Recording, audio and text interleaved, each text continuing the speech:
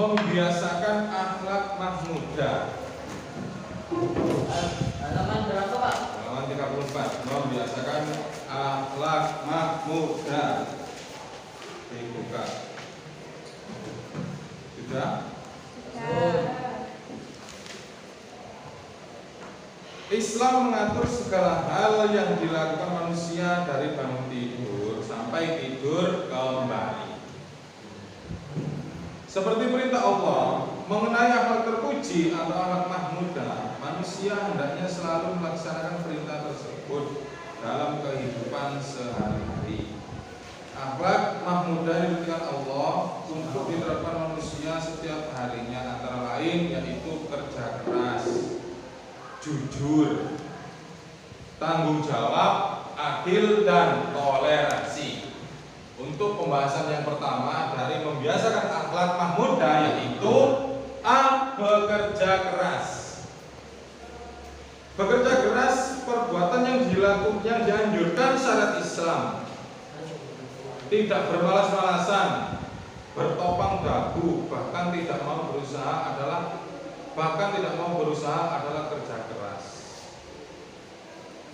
Setiap manusia memiliki rezeki masing-masing. Allah Subhanahu wa taala telah menjaminnya. Jadi kita itu dianjurkan jangan bermalas-malasan di rumah.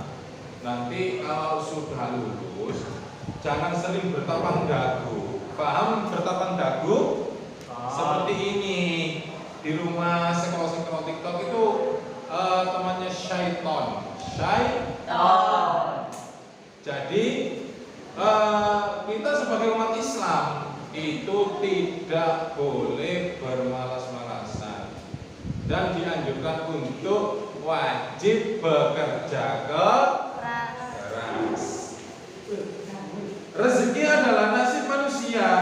Rezeki adalah nasib yang bisa berubah sesuai diusahakan dan kehendak Allah sebagai bentuk kasih sayang kepada hambanya. Umat Islam diperintah oleh Rasulnya untuk bekerja keras dan berusaha guna memenuhi kebutuhan hidupnya. Pekerjaan atau usaha harus halal dan sesuai ketentuan syariat Islam. Jadi kita itu tidak boleh asal kerja saja. Yang penting itu usaha dulu, dan yang paling penting lagi itu halal. Kalau seumpamanya gajinya besar, 1 bulan hampir 100 juta, tapi hasilnya dari korupsi, ya nggak boleh. Mentang-mentang Pak saya sudah jadi DPR, atau Pak saya sudah jadi wakilura, atau jadi presiden, jadi makan uang negara, itu tidak pulang. Di sini akan saya bahas tentang pendidikan anti korupsi. Kita harus wajib menghindari yang namanya korupsi, karena korupsi tersebut dilarang oleh agama maupun agama Islam, agama yang lain itu melarang semuanya. Gak ada agama yang memperbolehkan tentang hukum korupsi, itu enggak ada. Semua agama itu melarang. Paham? Bekerja merupakan kewajiban setiap muslim, apalagi setelah berkeluarga mencari nafkah untuk keluarga menjadi kewajiban yang harus dilakukan. Islam memiliki beberapa ibadah yang bersifat maliyah atau membutuhkan harta seperti zakat, sedekah, wakaf, haji, dan umroh. Jadi kalau kita nggak kerja, pingin haji, ya nggak bisa, karena haji itu juga membutuhkan uang banyak. Terus zakat juga. Soalnya kita nggak kerja, ya nggak bisa zakat, karena hasilnya dari pekerjaan tersebut kita itu bisa buat sedekah, terus buat haji, buat zakat, dan yang lain-lain, amal ibadah yang lain-lain. Makanya kita itu wajib dianjurkan untuk bekerja. Bekerja di siang hari merupakan sunnatullah. menjadikan siang hari sebagai waktu untuk mencari penghidupan dan malam sebagai waktu istirahat. Makanya di Indonesia pada umumnya itu seseorang itu kalau pagi sampai sore itu umumnya itu kerja itu memang sunnatullah. Kalau seseorang pikirannya gini, hal apa wis nggak kerja, semua rezeki itu dari Gusti Allah. Ya iya, dari Gusti Allah rezeki itu, tapi nggak mungkin moro-moro jatuh dari atas uang sak gebok, itu nggak mungkin. Dan seumpamanya terjadi, kita itu ya jelas bingung. Aku butuh sak-M, ya Allah saya butuh uang 1 miliar ya Allah, terus jatuh dari atas, dikasih langsung 1 miliar, terus buat apa? Sing jelas dibuat foya-foya. Makanya bekerja itu satu, biar diri kita sendiri ini tidak bermalas-malas. Yang nomor 2, memang sunnatullah. Orang hidup kalau tidak bekerja itu seakan-akan mati dalam keramaian. Paham nggak? Kalau pagi tidur sampai sore, terus sore bangun, usumi orang-orang pulang kerja capek-capek, dia yang sudah bekerja itu malamnya tidur, yang orang yang tidak bekerja mencari temannya. Ya wis, hidupnya itu hampa, memang hampa, nggak ada temannya. Kalau seseorang itu nggak ada pekerjaan itu wis hidupnya itu hampa. Makanya di Islam itu dianjurkan dan diwajibkan, apalagi kalau sudah berumah tangga, itu wajibnya itu sangat-sangat wajib menafkahi keluarga atau menafkahi anak istrinya. Bahkan diterangkan dalam satu kitab, seorang suami yang bekerja untuk menafkahi istrinya bahkan anaknya itu diibaratkan seperti sholat sunnah 1000 rakaat. 1000 rakaat. Mengasih nafkah kepada istrinya itu seperti sholat sunnah 1000 rakaat. Pak, berapa pahala atau ganjaran yang diperoleh oleh sang suami? Sangat banyak sekali. Makanya saking diwajibkannya untuk bekerja menafkahi keluarga itu sangat penting sekali. Berarti wajiban kerja Pak daripada sholat sunnah itu enggak gitu. Kalau seumpamanya di dalam rumah tangga itu sholat sunnah terus gak kerja, nggak makan Rek. Makanya kalau niat, segala sesuatu itu wajib diniati, memang diilmoni, ada ilmunya. Contoh kita dari rumah berangkat ke sekolah itu wajib diniati. Karena apa? Karena sesuatu yang akan dilakukan itu tidak akan sia-sia, biar tidak sia-sia. Contoh saya dari rumah berangkat ngajar, saya niat ngajar untuk mengamalkan ilmu kepada anak-anak lillahi ta'ala. Itu ganjarannya.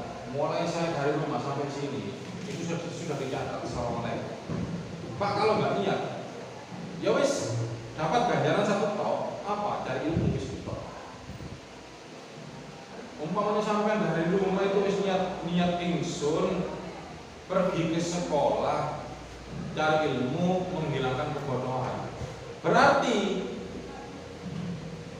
satu langkah per langkah berhubung sampai pakai sepeda motor ya itu diganjar pahalanya itu rodanya. Itu memang ada keterangan rodanya berputar, itu sudah dicatat sama malaikat mulai dari rumah sampai ke sekolah.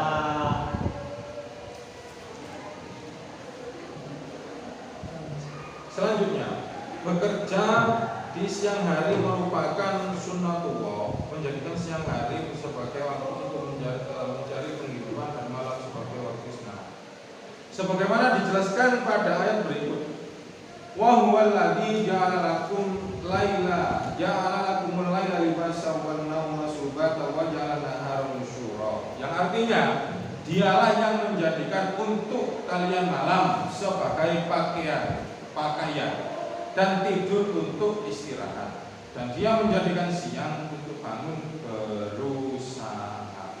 Makanya kalau ada seseorang yang kehidupannya itu terbalik, kalau malam bangun, kalau siang itu tidur, itu seperti apa ya? Rezekinya itu cepet.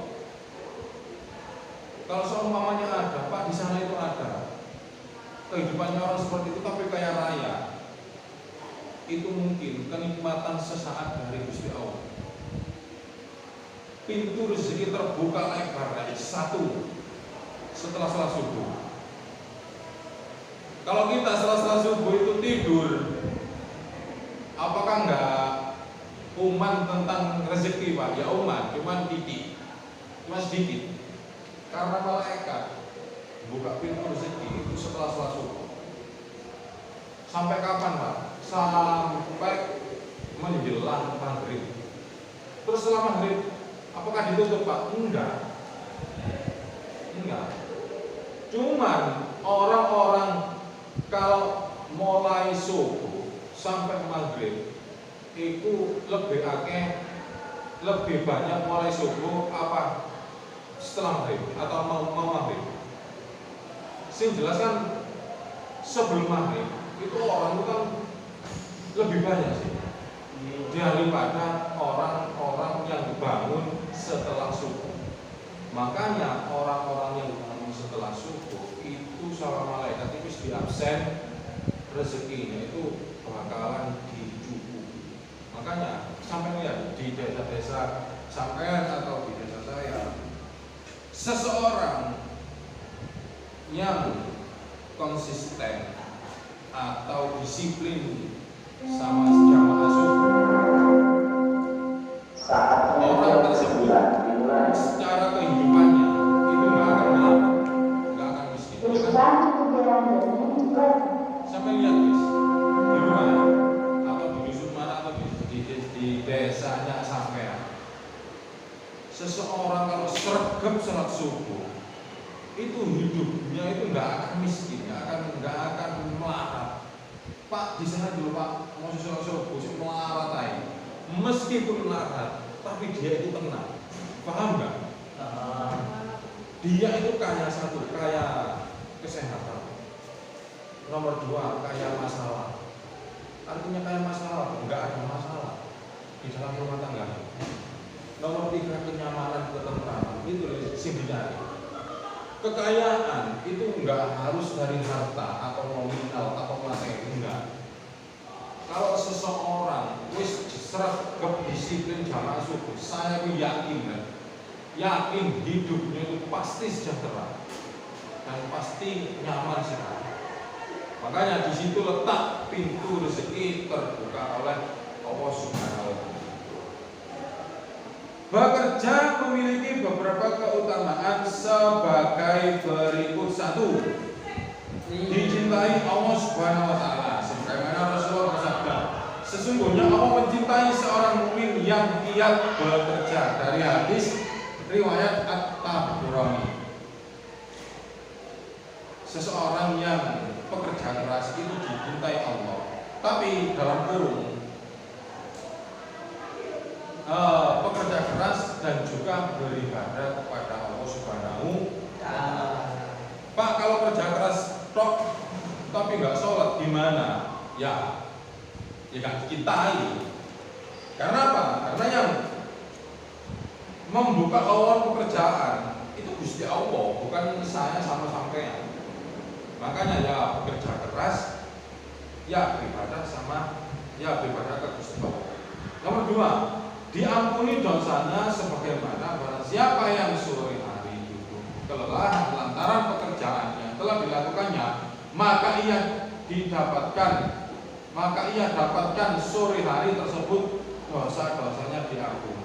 Ini hadis buat laki-laki atau perempuan yang sudah berkeluarga untuk mencukupi keluarganya.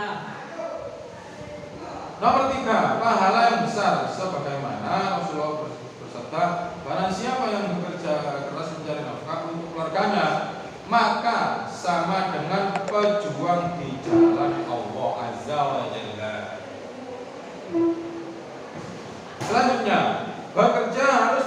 menjalankan ketentuan supaya mendapat pahala.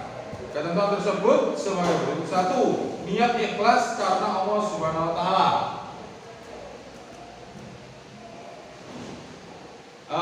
Nomor 2, itqan. Nomor 3, berperilaku jujur. 4, menjaga etika sebagai muslim. 5, tidak bertentangan dengan aturan Islam. 6, menghindari syubhat atau keraguan. 7, menjaga ukhuwah Islamiyah. 8, tidak melalaikan ibadah. Cukup sekian dari keterangan bab 4, membiasakan akhlak pemuda dan juga pendidikan anti korupsi. Wis kanan kowe.